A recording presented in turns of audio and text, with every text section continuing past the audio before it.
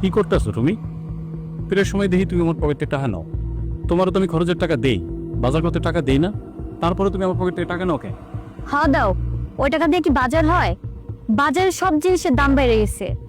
এই সংসারটা আমি কেমনে চালাই এই খবর কি তোমার কাছে আছে? আমি তো অল্প আয়ের একজন মানুষ, আমার কষ্টটা তো তোমার বুঝে উচিত। এইভাবে যদি খরচ করতে থাকো তাহলে আমাদের সংসারে উন্নতি করবো কেন?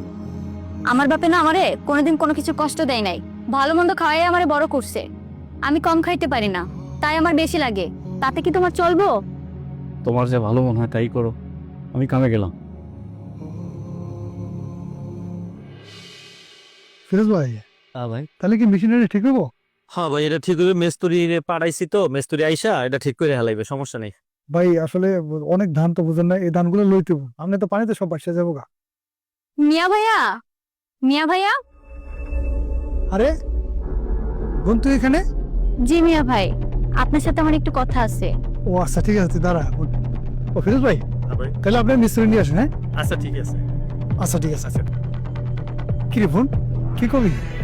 মানে মিয়া ভাইয়া, আব্বা আমার জন্য একটা গরু রেখে গেছিল না, হ্যাঁ ওই গরুটা বিক্রি কইরা আপনি কিছু টাকা রাইখা দিয়া আমারে 50,000 টাকা দিয়েন।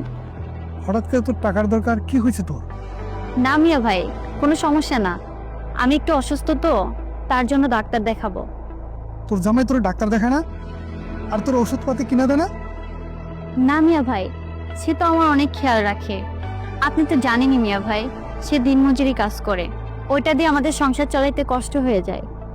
আচ্ছা ঠিক আছে, আমি কালকে গরু বিক্রি করা আসতেছি। ঠিক আছে ভাইয়া। ঠিক আছে, তাহলে বাড়ি যা, দুপুরে তুমি খাওয়া দাওয়া করে যাস। হ্যাঁ আচ্ছা ঠিক আছে মিয়া ভাই, আসসালামু আলাইকুম। ওয়ালাইকুম আসসালাম, যা।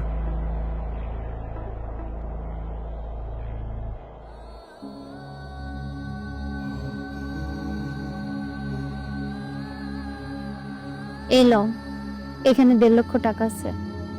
এতগুলো টাকা? আমি করিম চাচার লগে কথা কইছি। করিম চাচার মার্কেটে 10টা দোকান আছে না, হ্যাঁ। ওইখান থেকে একটা দোকান আমি নিয়েছি। আর আমি অ্যাডভান্স দিয়েছি 50,000 টাকা। আর এখানে 1.5 লক্ষ টাকা আছে। এই টাকা দিয়ে তুমি দোকানের মাল কিনে কালকে থেকে দোকানটা চালু করো। এতগুলো টাকা কই পাইছো? তোমার থেকে জোর করে করে টাকাগুলো রাখতাম না, ওই টাকাই সেই টাকা। ওই টাকাগুলো যদি আমি তোমার থেকে জোর করে না রাখতাম, তাহলে তো আমি এতগুলো টাকা একসাথে জমা করতে পারতাম না।